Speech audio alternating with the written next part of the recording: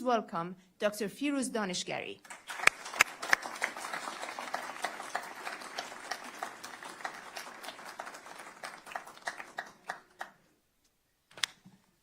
Good afternoon by now, ladies and gentlemen. My name is Firouz Daneshgari. Thank you, Dr. Severa. I actually came here today from Ohio to share with you a very personal story that somehow connects me, my life, my family's life, with the current president-elect of Iran, Masoud Pezeshkian. So in contrast to former Speaker Dr. Sami, who wasn't born in '79, I was alive in '79.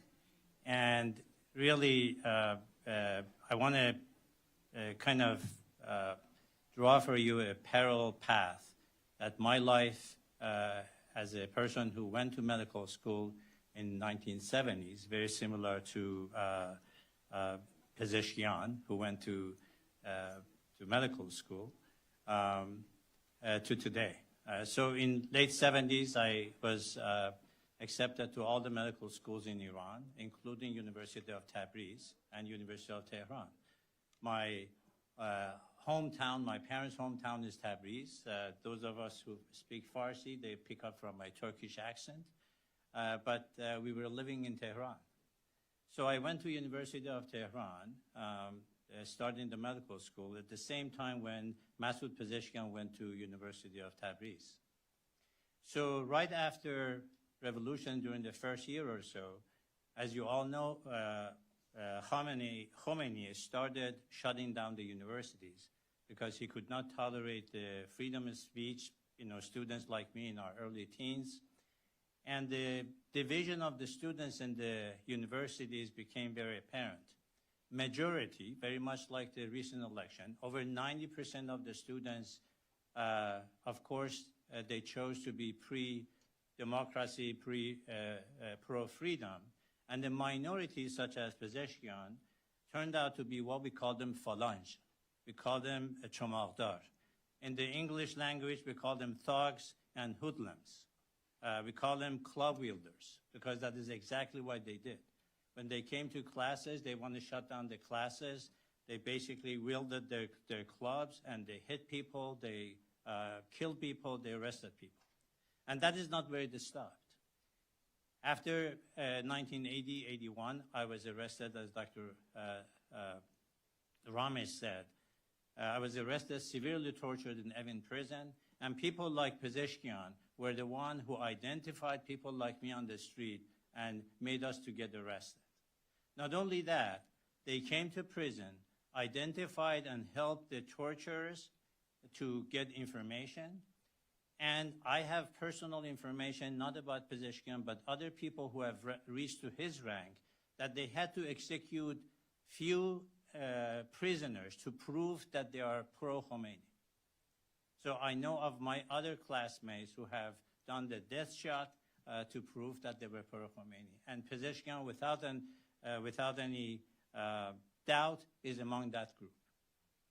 So if I have attracted your attention with my personal story, I really have a personal thing to establish here. And that is, my request is to blacklist Pezeshkian, very similar to the rest of the thugs that are running that Iranian government.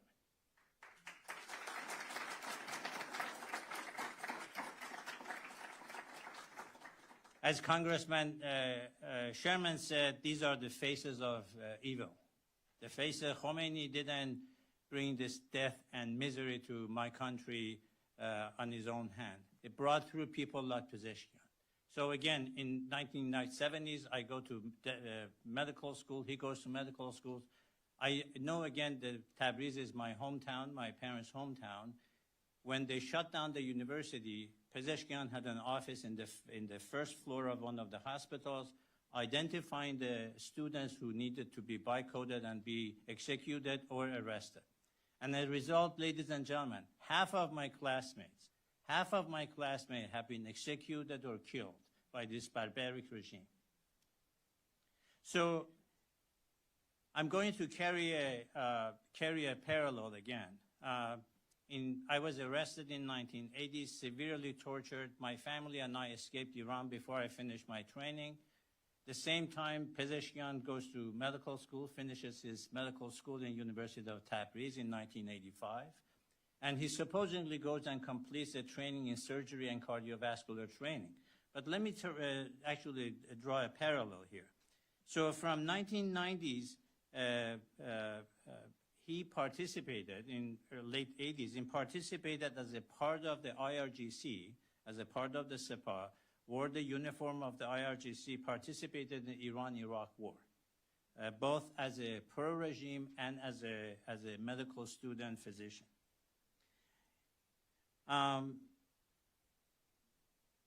In 1999, Pezeshkian participated and sided with IRGC as they massacred the students across various campuses. As many of us know, there was a massive demonstration uprising at the university, and people like Pezeshkian, who were the students themselves in the universities, they're the one who would identify the activists and basically cause their arrest and their killing later.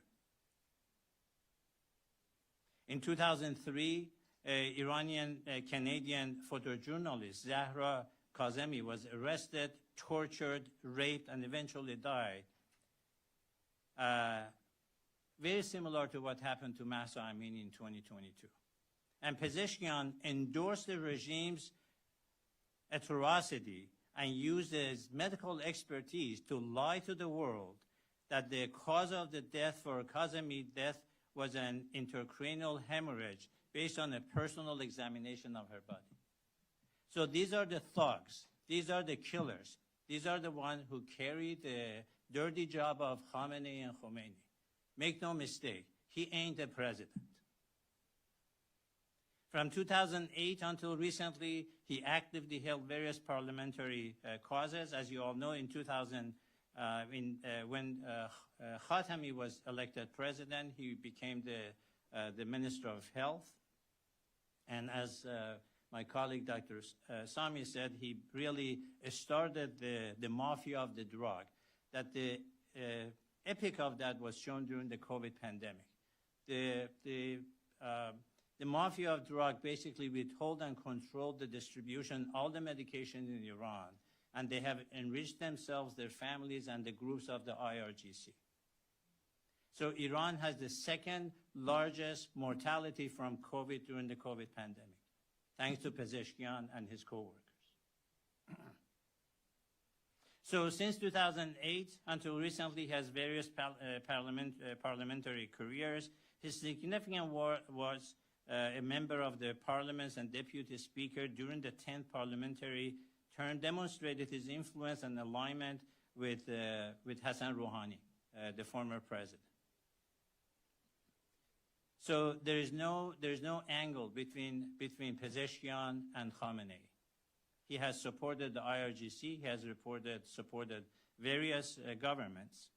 In 2018, Pezeshkian proposed eliminating the presidency and replacing it with an executive deputy of the supreme leader. Just be the puppet of the supreme leader, the position that now he has. You know, he finally arrived at his wish. Suggesting the need for a unified command structure to address the economic wars initiated by U.S. In 2019, Pezeshkian chose silence over the massacre of 1,500 young protesters who were killed by IRGC in various cities of Iran, especially in Tehran. In 2020, in response to U.S. decision to designate the IRGC as a terrorist organization, Pezeshkian explicitly stated that his willingness to wear the IRGC uniform again, emphasizing the critical role of the IRGC in maintaining the national balance in Iran for suppression inside Iran and for exporting terrorism outside Iran.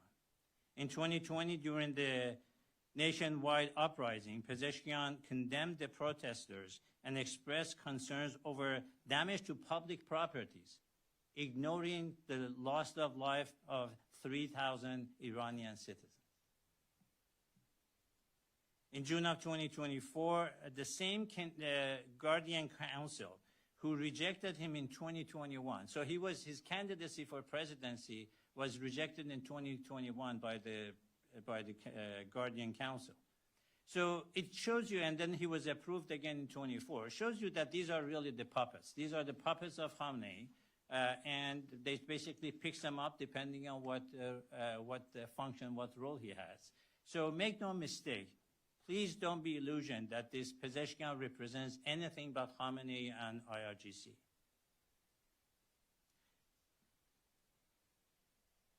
So the critical question for all of us is Khamenei using this obscurity and kind of unknownness of a new president, Pezeshkian, to change course, or the course of Iranian regime will stay the same as clashing with the people of Iran and the rest of the free world? That is the critical question for us. By just examining the first week of Pezeshkian's activities as a president-elect, he chose to meet Hassan Nasrallah, the leader of Hezbollah. He chose to meet with Vladimir Putin, everyone knows him. He met with Bashar al-Assad, the president of Syria, and he met with Ismail Haniyeh, the leader of Hamas. So before he organizing his cabinet, finding out what is wrong inside Iran, what is it that people want, he wanted to go to his allies, right? The allies who are exporting terror and war across the world. So the question is there any difference between Ebrahim Raisi and Pezeshkian in the eyes of Iran's supreme leader? The answer is absolutely not. They're the same. He's using them to carry on his policies. Very much like Raisi, Pezeshkian is 100% committed to IRGC agenda. And let me read to you a direct quote from him. It says the defensive and deterrent power of the IRGC and the Iranian army have built a source of pride for our country. Or when he praises the IRGC's missile program and says one of the reasons other enemies, including the US, cannot act against us, against IRGC, is precisely because of the capability of our drones and missiles. And you have seen a small example of the drone missile when they shot about 300 to Israel. Of course, when it comes to notorious Qasem Soleimani, the master killer, the master leader of the terror outside Iran, he said, I consider him a source of national pride and a thorn in the eyes of our enemies. So this brings me to why I came all the way from Ohio to share this personal story with you. So I hope I have drawn a clear picture that this is one of those thugs that basically has carried out the beating and the job of Khomeini, and later by Khamenei. He's a puppet. Frankly, I question his clinical skills. The person who's basically functioned more in the IRGC and being on the street and probably taking care of their patients, I definitely won't go to him as a cardiac surgeon. And over the past 40 plus years, he has been nothing but the puppet of the Iranian regime to emphasize suppression inside Iran and export terrorism outside Iran. So this brings me to the main point that I came here, and that is to request the Congress of the United States and the administration to blacklist Pezeshkian. Please remove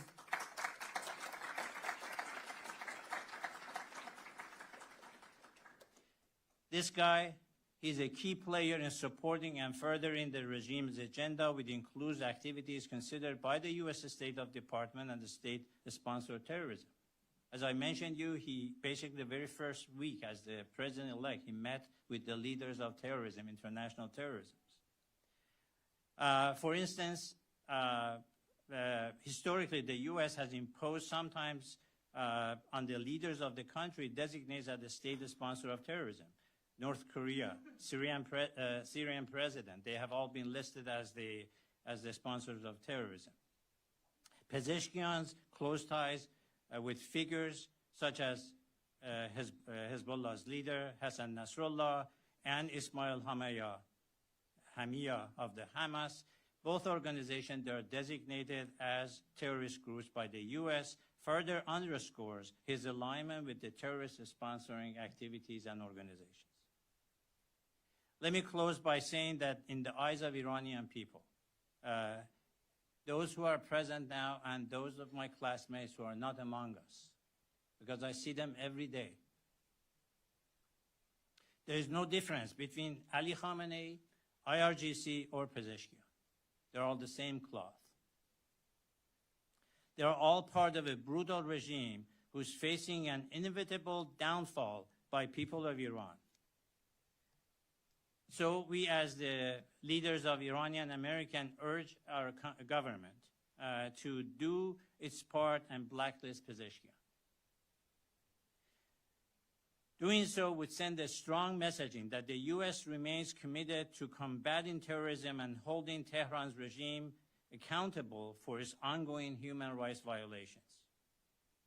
America must stand with the people of Iran who are fighting for freedom daily, and I'm so proud that the bipartisan majority of U.S. Congress has already declared that in the House Resolution 1148.